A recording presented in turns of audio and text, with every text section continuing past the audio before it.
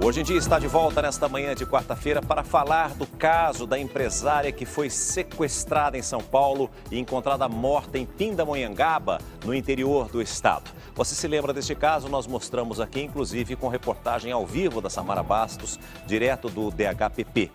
Tinha muito mistério. Agora, através de uma imagem, a polícia conseguiu identificar. Já sabe, inclusive, o nome da pessoa. É essa pessoa que aparece ao lado da empresária nas imagens que está de posse da polícia. E agora pode ser apenas uma questão de tempo para que tudo seja esclarecido. Acompanhe. Avenida Paulista, coração financeiro de São Paulo, onde Daniela tem uma loja de máquinas fotográficas e filmadoras. Daqui ela foi até o estacionamento, de onde foi vista saindo de carro com um homem. Calma, sem demonstrar preocupação. Disse que ia sair para sacar dinheiro e logo voltaria. Não voltou. Ela chegou meio-dia, foi até o shopping, já saiu a uma. Fazendo por aí. E ela estava rendida por ele, não? Não. Caminhando, normalmente. Minutos depois de sair, no horário do almoço, um irmão da Daniela percebe que dinheiro foi retirado da conta. Ele telefona no celular da empresária, que confirma o saque, mas não revela quem está com ela. A família desconfia e faz uma denúncia na delegacia anti-sequestro. Na sequência, o celular da Daniela não atende mais. Ela desaparece no carro dela. Em termos de ameaça, ela não recebia não, né? Mas como a gente trabalha com venda de equipamento fotográfico, a gente é muito forte na internet, no Facebook, não sei se isso acabou chamando a atenção de alguém e por nas postagens que a gente trabalha tem endereço, telefone, essas coisas, não sei se aproveitaram dessas informações para fazer o mal mesmo, né? O rapaz do vídeo é amigo da Daniela, mora em outro estado. Mãe de 2 filhas e casada, Daniela trabalhava no mercado de câmeras há quase 10 anos. Em menos de 24 horas do desaparecimento, a polícia começou a desvendar o crime, a mais de 150 quilômetros da loja da Daniela. Na zona rural de Pindamonhangaba, no interior do estado, o corpo da empresária foi encontrado nesse rio. Segundo a perícia, Daniela morreu afogada, possivelmente após as agressões que sofreu. Romeiros que participavam de uma cavalgada, ao passar por essa ponte, viram o corpo. Estava preso aos galhos dessas árvores, às margens do rio. Eles chamaram a polícia e o corpo de bombeiros. De acordo com a polícia, a Daniela vestia uma blusa branca e uma saia estampada e calçava uma sandália vermelha. O lugar é um ponto de banhistas, de fins de semana, de feriados. É um lugar conhecido como Prainha, cercado por mato. Não existem parentes da Daniela por aqui. Mas essa estrada pode dar alguma pista para a polícia. Essa estrada liga Pindamonhangaba a uma outra cidadezinha aqui na região, que se chama Potim. Nessa cidade existe uma penitenciária e lá estaria preso o marido da Daniela. O presídio fica no final dessa estrada. Essa informação ainda está sendo investigada pela polícia. Como Daniela veio parar aqui? Onde está o carro dela? São perguntas que reforçam ainda mais o mistério que cerca esse caso. A polícia de Pindamonhangaba está à frente da investigação. Imagens da rodovia por onde o carro pode ter passado já foram solicitadas. O delegado também pediu a quebra dos sigilos bancário e telefônico da empresária. A família prefere não falar no assunto. Tem medo do que pode estar por trás da morte de Daniela. Como eu disse desde o início, é apenas uma questão de tempo. Tudo vai ser esclarecido, pode ter certeza. E agora eu chamo a sua atenção para este outro caso, porque um comerciante de armas ilegais foi preso em flagrante pouco antes de entregar um fuzil de alto impacto para uma quadrilha que pagaria R$30 mil pelo armamento. O detalhe é que esta é a segunda vez que o suspeito foi preso pelo mesmo motivo. Fuzil AR-15, capaz de produzir com um único tiro grande destruição, já estava até vendido. R$30 mil foi o valor negociado. A comercialização só não foi concluída porque agentes da Delegacia de Roubo de Cargas investigavam o fornecimento de armas de grosso calibre para quadrilhas que atacam caminhoneiros. Dentro dessa nossa investigação surgiu uma informação de um possível local, de um apartamento, onde existiria um criminoso que teriam armas justamente para fazer essa venda para o crime organizado. O apartamento fica nesta rua da Vila Guiomar, em Santo André, no ABC Paulista. O homem responsável pela entrega da arma às quadrilhas foi preso, André Severino de Souza, de 31 anos. Apesar de ter confessado a venda aos policiais, diante das câmeras negou. Fuzil, não era seu? Você vendia? Que arma, fuzil?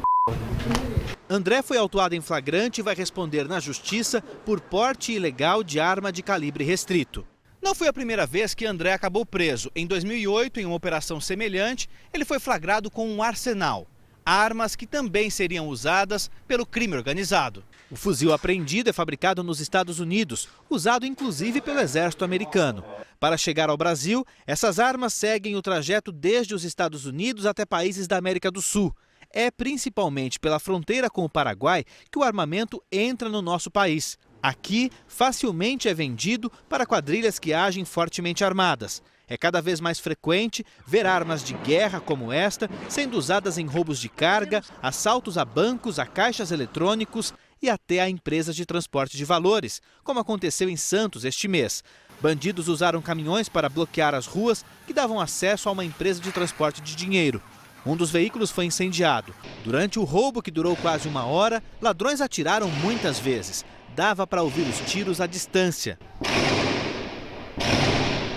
A ação foi tão violenta que um morador de rua foi atingido na calçada e morreu. No caso do fuzil apreendido em Santo André, a polícia trabalha agora para saber quais quadrilhas e bandidos estão ligados a André. A prisão dele significa bastante aí pra gente. A gente está tentando tirar essas armas de circulação, tirar da mão do crime organizado.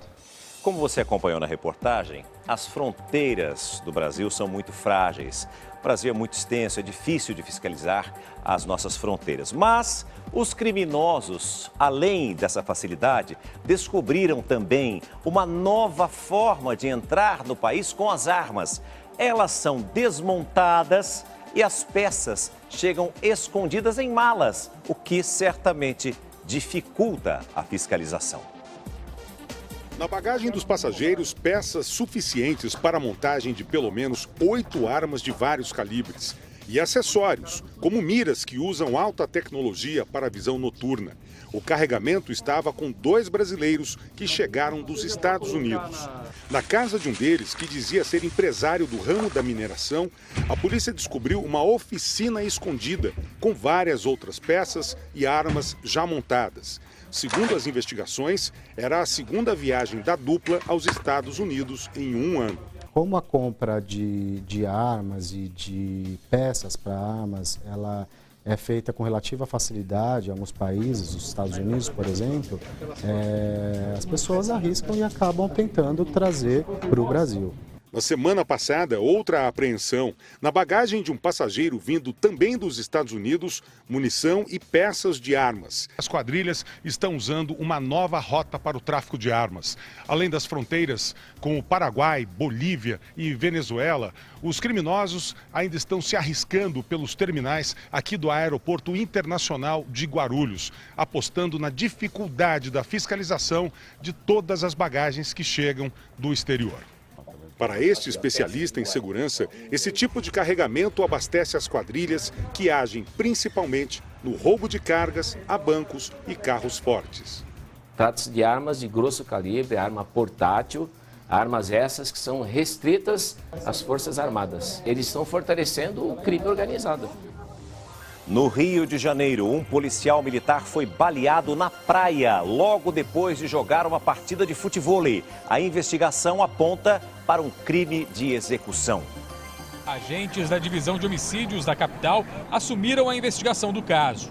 O homem morto era um cabo da PM. William Ferreira da Silva tinha 40 anos e estava na corporação desde 1998. Há cerca de um ano, Fazia parte da rotina do cabo da Polícia Militar, William Ferreira da Silva, frequentar ao menos 2 vezes na semana o posto 10 da Praia do Recreio dos Bandeirantes para jogar futevôlei. Depois de ter passado algumas horas praticando esporte, segundo testemunhas, o cabo William deixou as areias e veio caminhando até o calçadão. De folga, o policial estava sentado de costas para a rua, calçando os tênis, e nem percebeu a aproximação dos 2 atiradores. Foram pelo menos 4 disparos a queima-roupa. William morreu na hora. Elcio era professor de futevôlei da vítima. Ainda estava assustado com a morte do amigo. Ele treinava de segunda a sexta, cara. Ele treinava aqui treinava aqui com outro amigo lá, com o Rui lá também. Um amigo pra caramba nosso, sempre aqui com a gente, frequentador. Você imagina um turista que está pensando em vir para o Rio de Janeiro para acompanhar a Olimpíada em 2016. Foi preso nos Estados Unidos um brasileiro suspeito de estelionato. Ele é acusado de aplicar golpes em brasileiros no valor de 20 milhões de reais. Casado com uma brasileira, ele fugiu para os Estados Unidos, onde foi preso ao tentar se casar com uma americana para tentar conseguir a cidadania nos Estados Unidos com o famoso Green Card. Rafael Caran, de 32 anos, fugiu para os Estados Unidos no início do ano passado. Queria escapar da cadeia. Ele é acusado pela Justiça do Rio de estelionato e associação criminosa e teve a prisão preventiva decretada. De família rica e bem relacionado, Rafael é acusado de aplicar um golpe milionário em pelo menos 70 pessoas. Segundo as investigações, ele oferecia aplicações em supostos fundos de investimento. Seduzia as vítimas com a promessa de lucro alto, mas não repassava o dinheiro. Fraude que teria lhe rendido mais de 20 milhões de reais. Para conseguir o visto de permanência nos Estados Unidos, Rafael praticou um outro crime. Ele já era casado no Brasil, mas se casou lá fora com uma americana. O alerta foi dado pela polícia brasileira, que descobriu o paradeiro do empresário. O casamento foi anulado e Rafael preso por estar ilegalmente no país. A polícia brasileira já pediu a extradição do empresário. A decisão cabe agora à justiça americana. E agora vamos falar sobre aquele caso do menininho de 1 ano que foi abandonado pela mãe e pelo pai em um shopping. Nós mostramos a imagem aqui ontem. 5 dias após o abandono, a mãe foi visitá-lo no abrigo. E de acordo com a polícia, o casal é usuário de drogas e tem passagem por furto. As imagens mostram o shopping parcialmente vazio. De repente, surge no vídeo um casal. No colo do homem, um bebê. Ele passa por uma das portas, coloca o menino no chão e em seguida sai sem olhar para trás. No fundo do vídeo está a mãe da criança, que após observar toda a ação, segue em direção contrária.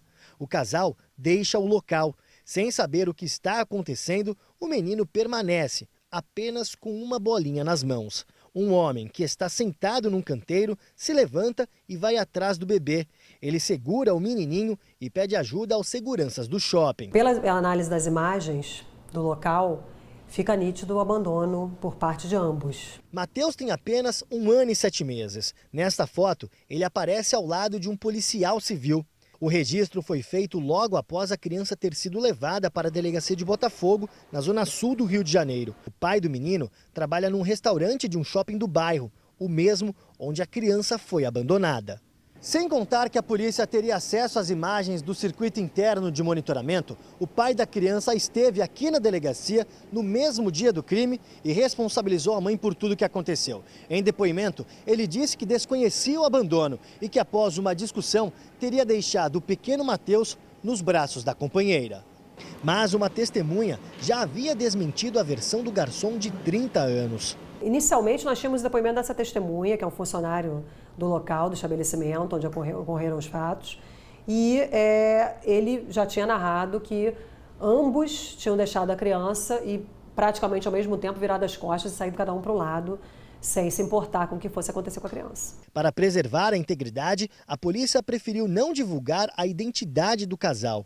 Pai, mãe e filho viviam numa casa numa comunidade do bairro de São Cristóvão, na zona norte do Rio. Segundo as investigações, o casal já tinha perdido a guarda da criança anteriormente. Tanto ele quanto ela seriam usuários de drogas. Além disso, o pai do menino possui antecedentes criminais por furto. Houve uma decisão judicial determinando a guarda para um dos avós, o avô provavelmente o materno. E se realmente ele tinha guarda, porque a criança estava em poder, né, e convivendo e sair às ruas com os pais. A polícia não tinha informações da mãe do menino desde o dia do crime. A jovem de apenas 24 anos estava desaparecida, mas depois de 5 dias do abandono, ela esteve aqui no abrigo para tentar ver a criança. Agora, a polícia espera ouvir mais uma vez todos os envolvidos. Se for comprovado o abandono, o casal pode pegar até 4 anos de detenção. Veja agora que absurdo. Suspeitos invadiram uma escola para roubar. Mas como não tinha nada para ser levado, eles deixaram uma pichação reclamando da crise. A pichação foi feita em uma das paredes do local. A crise bateu até nas escolas. Não tem nada para roubar, reclamou o criminoso. O recado foi deixado quando ladrões invadiram a escola estadual Carlos Drummond.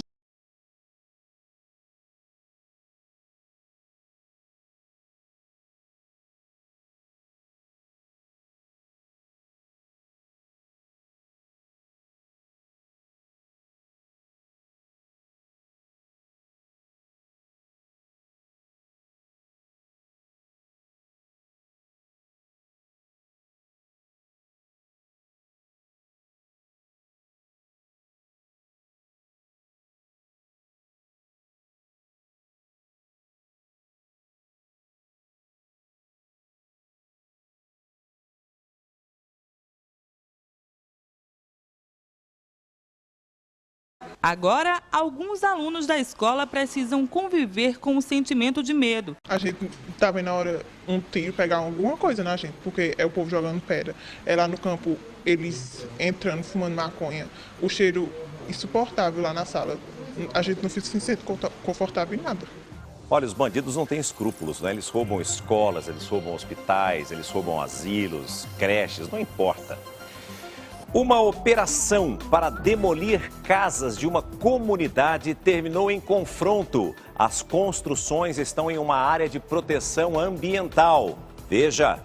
Moradores revoltados fecharam uma rua da comunidade no norte da ilha, em Florianópolis. Algumas pessoas jogaram pedras contra os policiais, que revidaram com bombas de efeito moral e balas de borracha. Com o rosto coberto, esses homens insistiram em desafiar a polícia. Assustada, esta mulher correu com a filha no colo. Houve troca de tiros. Ninguém ficou ferido. O confronto aconteceu depois que fiscais derrubaram construções irregulares. As casas foram erguidas em cima das dunas.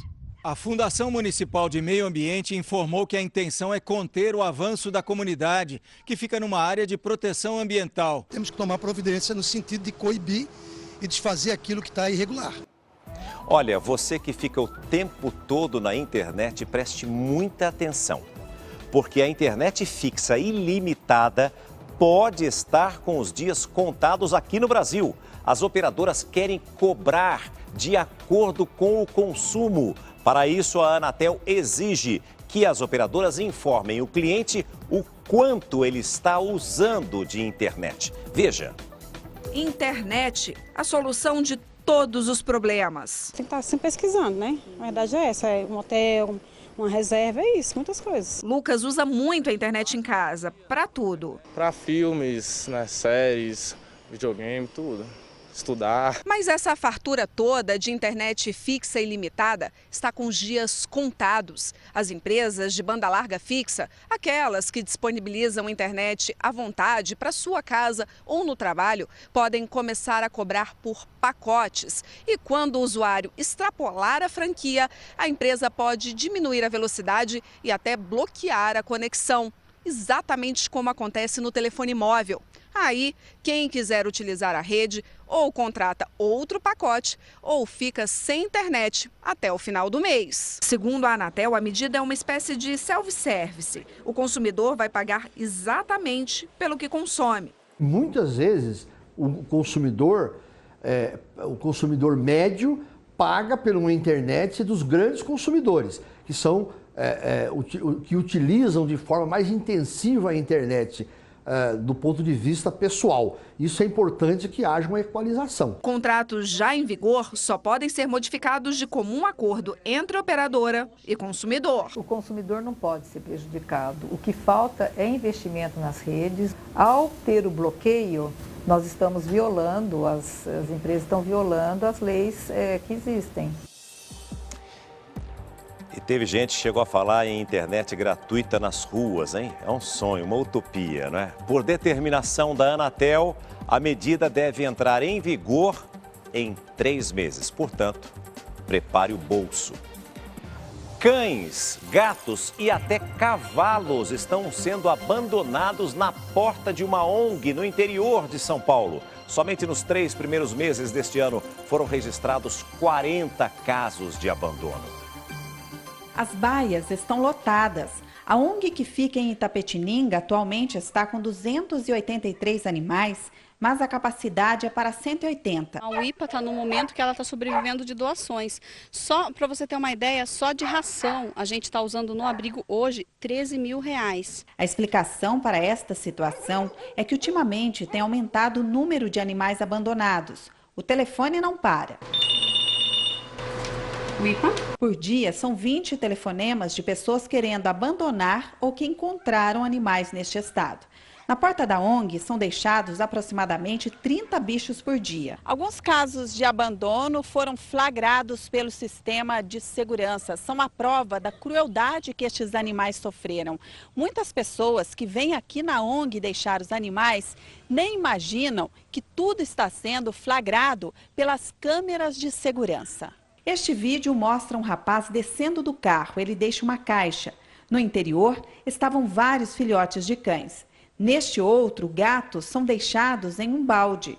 Já este casal de maltês foi abandonado por estar com uma doença de pele. Os cães chegaram muito debilitados. É caso de abandono, eles querem trazer filhotes, é caso de cachorro atropelado, os mais variados casos. Não apenas cães e gatos sofrem abandono. Na ONG tem até uma porca, além deste cavalo. Napoleão chegou aqui há 3 meses por sofrer maus tratos do dono, um carroceiro. Ele estava praticamente só pele e osso, estava com vários carrapatos, sem ferradura e estava com feridas da carroça, né? Porque acho que ele não estava usando os acessórios adequados, né, para uma carroça. Enfim, agora ele já se salvou, né? E agora a gente já pode dizer que ele é um cavalo liberto. Muitos casos vão parar na polícia. Denunciar é um passo importante para mudar este quadro. A partir do momento que a polícia recebe uma notícia de maus tratos a um animal, reconhecendo que os maus tratos são um crime previsto na lei ambiental, a polícia inicia investigações para saber quem é o autor desses maus tratos. Localizado o autor, será feita a oitiva do mesmo e encaminhado ao juizado especial criminal. E é claro, mudar a atitude, a responsabilidade na relação com os animais. Eu acho que a solução para isso mesmo é a castração e a conscientização das pessoas. Principalmente a conscientização das pessoas. Muita gente ainda não sabe como fica o Brasil, o que vai acontecer após a aprovação na Câmara dos Deputados do pedido de impeachment da presidente Dilma. Então, saiba que 21 senadores começam a analisar na próxima segunda-feira o processo de impeachment da presidente. As vagas na comissão do Senado foram divididas entre 6 blocos. Entenda como vai ser.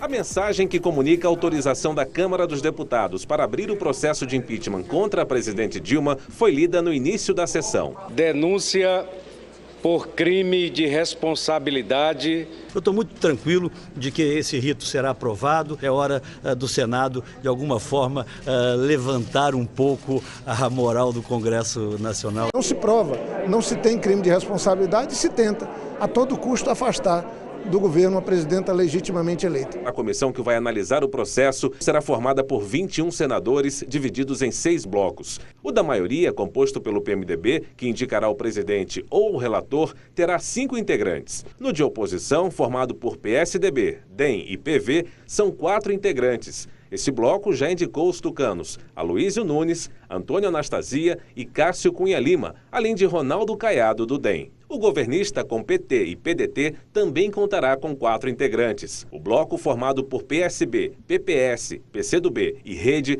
terá 3 integrantes: Romário e Fernando Bezerra Coelho, ambos do PSB, e Vanessa Graziotin, do PCdoB. PP e PSD terão 3 integrantes. Já o bloco que reúne PR, PTB, PSC, PRB e PTC terá 2 integrantes. Os titulares são Wellington Fagundes, do PR, e Zezé Perrella, do PTB. Contrariando a oposição, que já indicou os nomes, os governistas vão utilizar o prazo máximo de 48 horas. Com o feriado de quinta, todos os nomes só devem ser divulgados na sexta-feira. Os trabalhos só começam na segunda-feira e a expectativa é que o relatório seja votado no plenário a partir de 12 de maio. As insinuações da oposição de que estaria favorecendo ao governo irritaram o presidente do Senado, Renan Calheiros, que admitiu antecipar a transferência do cargo para o ministro Ricardo Lewandowski, do Supremo Tribunal Federal, já a partir da admissibilidade do processo pelos senadores. Se for necessário,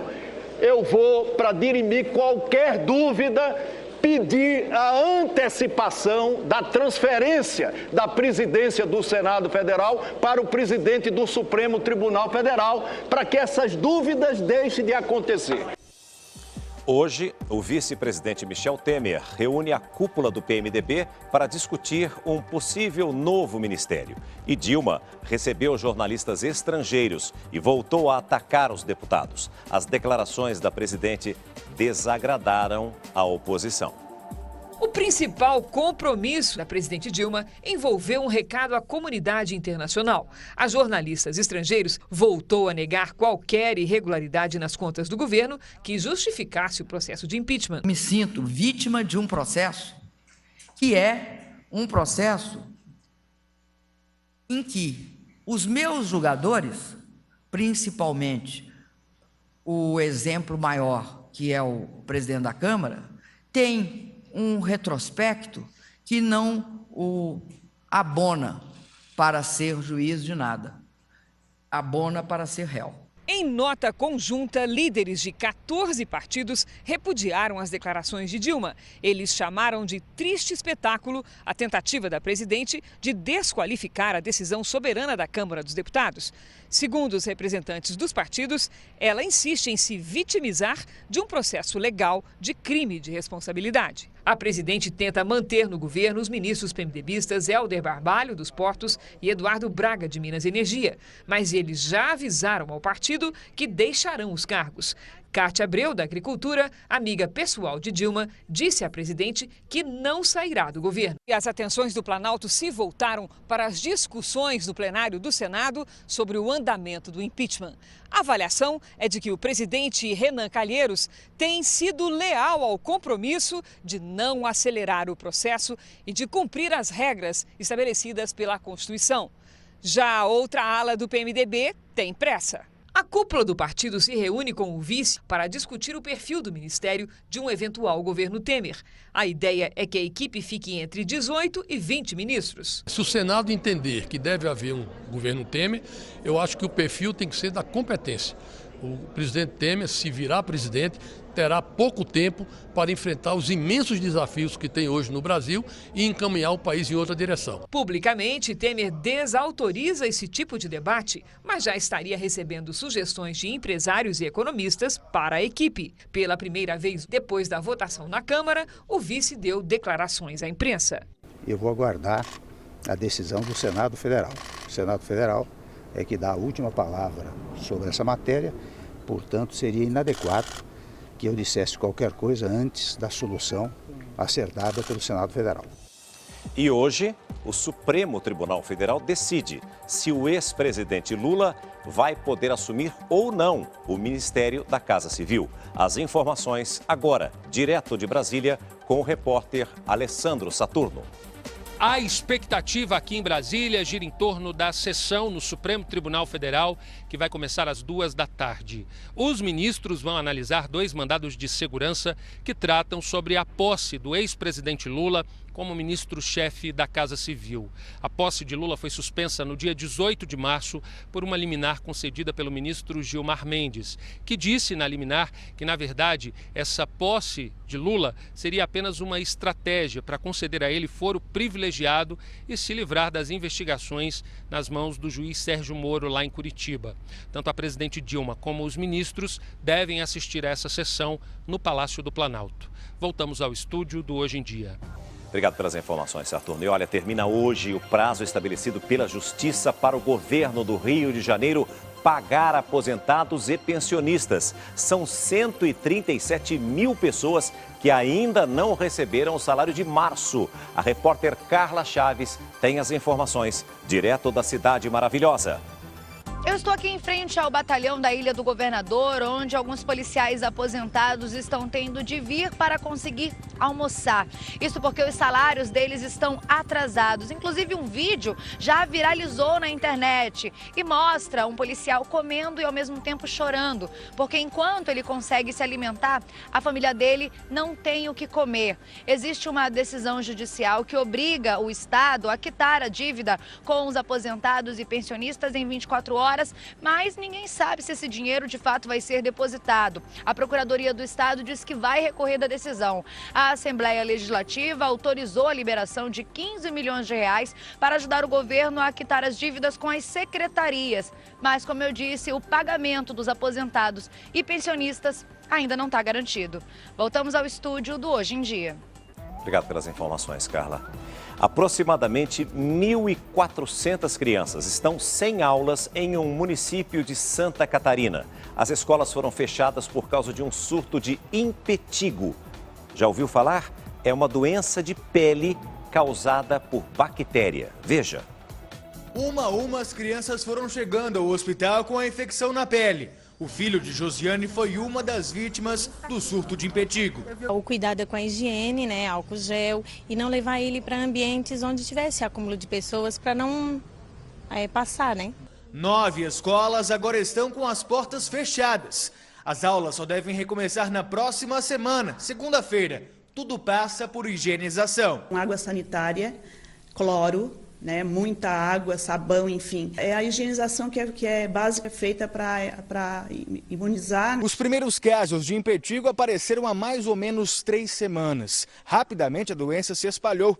Quando o número de crianças infectadas chegou a 60, a Secretaria Municipal de Educação decidiu então suspender as aulas como medida de precaução. A maioria dos casos foi no Centro Infantil Carlos Gomes. A escola já está se organizando com os funcionários, professores e vendo novas atividades para estar repondo essas aulas, já que foi antecipado as férias. O diretor do hospital da cidade explica que o tratamento para o impetigo é simples. Nós usamos antibiótico tópico ou antibiótico sistêmico. O problema é o contágio, é uma doença de pele. E a criança em contato com outra vai disseminando a própria doença. Ainda não se sabe o que pode ter provocado o surto na cidade. Redobrar o cuidado com a higiene, especialmente a das mãos, é a melhor forma de se prevenir contra o impetigo. Ainda no tema saúde, as vítimas fatais da gripe H1N1, segundo o Ministério da Saúde, já chega a 153 pessoas até agora. Mais da metade do número de mortes ocorreram no estado de São Paulo, 91.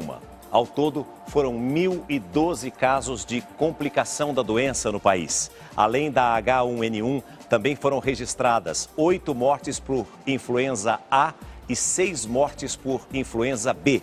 A campanha nacional de vacinação contra influenza começa no dia 30 de abril e vai até o dia 20 de maio. E a terra voltou a tremer no Equador. Hoje foi registrado um novo terremoto de 6,2 na escala que mede a intensidade dos tremores. O tremor foi registrado a 70 quilômetros da costa do país. Ontem à noite, um outro terremoto, também de intensidade moderada, aconteceu na mesma região afetada no sábado à noite, o que dificultou ainda mais o trabalho de resgate. Segundo as autoridades, o número de mortos chegou a 525 e pode subir ainda mais, já que são mais de 2.000 pessoas desaparecidas. Bairros inteiros estão debaixo dos escombros e a distribuição de água e luz está comprometida. Doações chegam a todo momento de países vizinhos.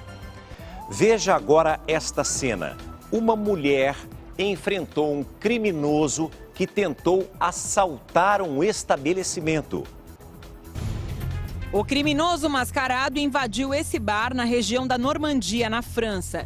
Logo, a mulher que segurava o bebê tenta tirar satisfação. O ladrão não se intimida e aponta a arma para os clientes.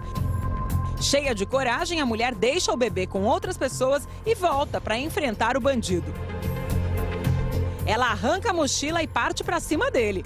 Outro cliente ainda tenta ajudar com uma cadeira. Com medo,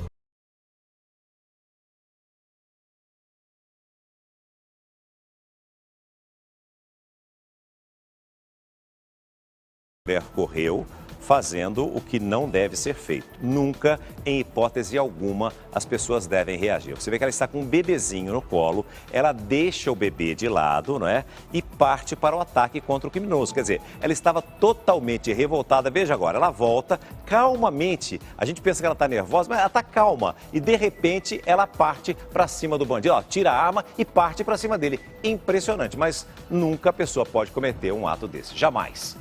Agora, você já pensou como deve ser viver o tempo inteiro com medo sob a constante ameaça de bombas? Se para um adulto isso já é assustador, imagine agora para uma criança.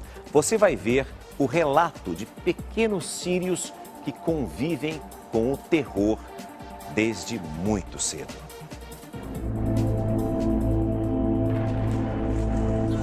Só depois que o avião vai embora é que saímos de casa, diz esse garoto.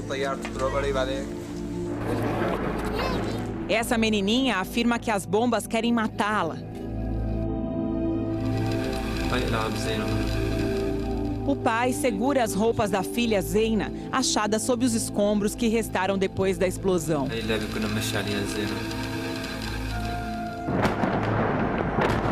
Daraya, na Síria, é controlada pelos rebeldes e está completamente sitiada desde 2012. A cidade já recebeu mais de 6.000 bombas. Pelo menos 42 civis morreram, entre eles 17 crianças. E mais de 1.000 pessoas ficaram gravemente feridas. O vídeo foi produzido pela Anistia Internacional e divulgado em meio a conversas de paz entre o regime e a oposição da Síria. O objetivo é fazer com que a comunidade internacional pressione o ditador Bashar al-Assad a garantir ajuda humanitária a Daraya e a todas as regiões que seguem sitiadas. É um problema terrível mesmo. Deixa eu te fazer uma pergunta. Você tem trauma para dirigir? Tem medo de pegar um carro? Tem medo de pegar o volante? Aconteceu algo no passado que deixou você com esse problema? Conhece alguma pessoa, um amigo ou um familiar que convive com isso? Sabia que tem solução?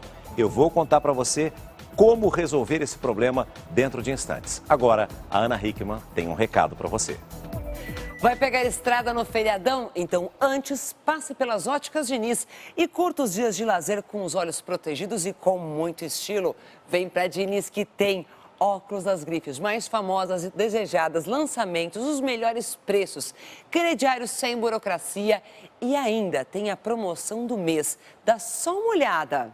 Sabe quando você tá afim de um cara e, tipo assim, você curte todas as fotos dele e nada? Você manda mensagem, ele visualiza e nada. Daí, pá, você se olha no espelho e descobre que o problema é ele, porque tu é gata pra caramba. E o cara só pode ser cego. Na boa, Paulinho, vai pra Diniz que tem. Promoção arrasadora. Na compra de óculos de grau completo, armação mais lentes, você escolhe. Ganha óculos reserva ou um óculos solar. Vai pra Diniz que tem. Agora sim, Paulinho, tá vendo só? Faça como ele. Vai pra Diniz que tem. Acesse óticasdiniz.com.br e confira.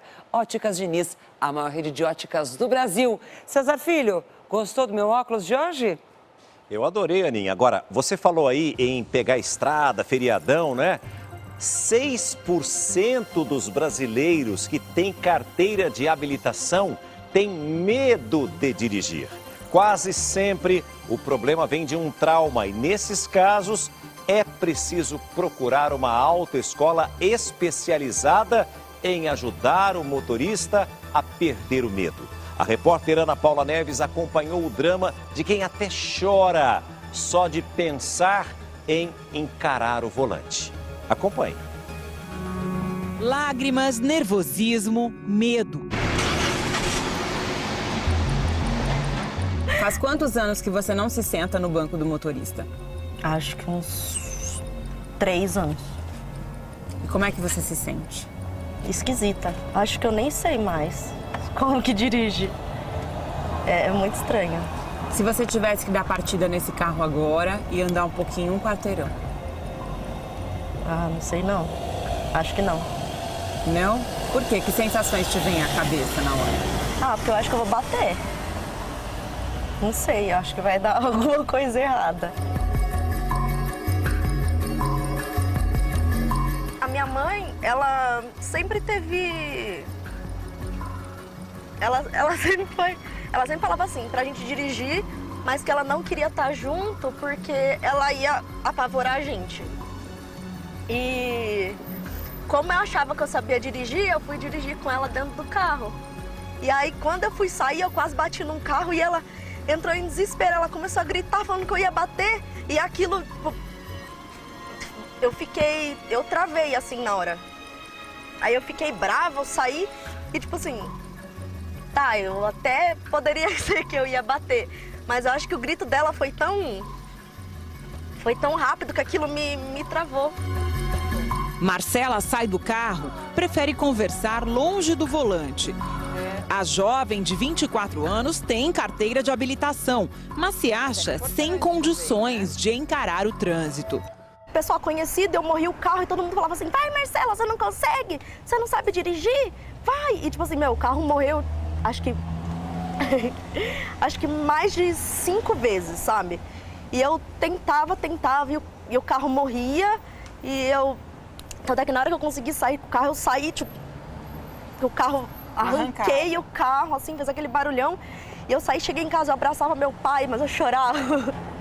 Eu chorava tanto, ele ficava com aquela cara assustada, tipo, sem entender nada, sabe? De contar a história, a Marcela já começa a chorar, porque o trauma é grande. E é vergonha? Você chora por quê, Marcela? Eu sou uma pessoa muito emotiva, tipo, por natureza. Mas de lembrar das pessoas tirando sarro, sabe? De saber que hoje eu quero dirigir. Eu tenho vontade de dirigir, mas eu não consigo. De acordo com uma pesquisa da Organização Mundial da Saúde, 6% dos motoristas brasileiros habilitados têm medo de dirigir. É muita gente, né? Existe até um nome técnico para esse pavor ao volante, ó, a amaxofobia. Bom, mas isso é só um detalhe. O importante é dizer que já existe tratamento e até cura para esse tipo de medo. Esta é uma autoescola especializada em atender motoristas com medo de dirigir. Somente com a CNH em mãos que a gente pode levar para o carro e realmente perceber o que está acontecendo. Tem que ter habilitação para participar desse treinamento. Lia está na última aula de direção com acompanhamento psicológico. Ao lado dela não está a psicóloga, e sim uma instrutora. Lembra da seta antes disso? Só após a prática vem a conversa com a especialista. sente mais segurança, de a gente estar aprendendo e fazendo de modo correto. Lia relata o que sentiu e em quais situações teve mais medo. Faz 6 meses que ela iniciou esse treinamento especial. De 10, 6 conseguem dirigir. Olha, é um número bom, 60%, né? Sim. Peço uma dica. Falam para ela contar até 10, calmamente. É isso, contar 1, 2, 3, até 10 e ela consegue ficar mais calma. Isso vale para todo mundo, né? Para todos, para todos. E então, Lia? A instrutora falava, olha, daqui a pouco você vai estar pegando rodovia, você vai estar pegando estrada, e hoje eu pego mesmo, não tenho medo, vou na marginal, aquelas coisas que eu tinha medo de, é muito trânsito, muito carro em movimento, não sei se eu vou conseguir. Não tem problema mais nenhum? Não tenho mais problema. Enfrenta tudo? Enfrento tudo. E leva multa? Levo. Aqui em São Paulo eu levo multa. É difícil aqui. Tá correndo, já tá com muita coragem, né? Lia não foi a única a superar os próprios limites. Sabe que depois da entrevista, a Marcela, que chorou muito ao falar do pânico ao volante, criou coragem e conduziu um automóvel. Gente, que horror! Primeira vez que eu tô dirigindo aqui. Como é que você tá se sentindo? Com muito medo. É? Mas tá indo bem? Tá indo, mas... eu não sei quando eu vou fazer isso de novo. Nossa, gente, nem acredito que eu dirigi. Mas eu ainda me sinto muito estranha. Porque, vocês viram, morreu 2 vezes. Você foi bem. Mas... Então, eu acho que eu preciso de alguém do meu lado, falando assim, mas... Te acalmando. É. Foram 10 minutos ao volante, depois de 3 anos, sem sequer dar a partida em um carro. Eu tô feliz. Que bom, então parabéns, viu? Obrigada. Eu voltei dirigindo, é verdade. Afinal, não existe fórmula mágica. É uma conquista de cada vez. Com essa experiência que você teve, o que você pode concluir? Que agora eu tenho vontade de ir atrás e de perder esse meu medo. Ai, que bacana! Ai, que notícia boa! Já valeu a reportagem pra mim. Ela ganhou o abraço da irmã, ai, coisa boa. E pensando bem, eu acho que a Marcela resgatou a autoestima. Houve uma cena histórica. Histórica, fazia anos que eu não via ela no volante. Eu espero muito que agora ela vá atrás de uma outra escola, que ela volte a dirigir e perca esse medo. Pare com essas lágrimas que eu não preciso mais. Vocês não riam mais da minha cara, eu vou voltar a dirigir e quem quiser carona também vou dar, se vocês tiverem coragem.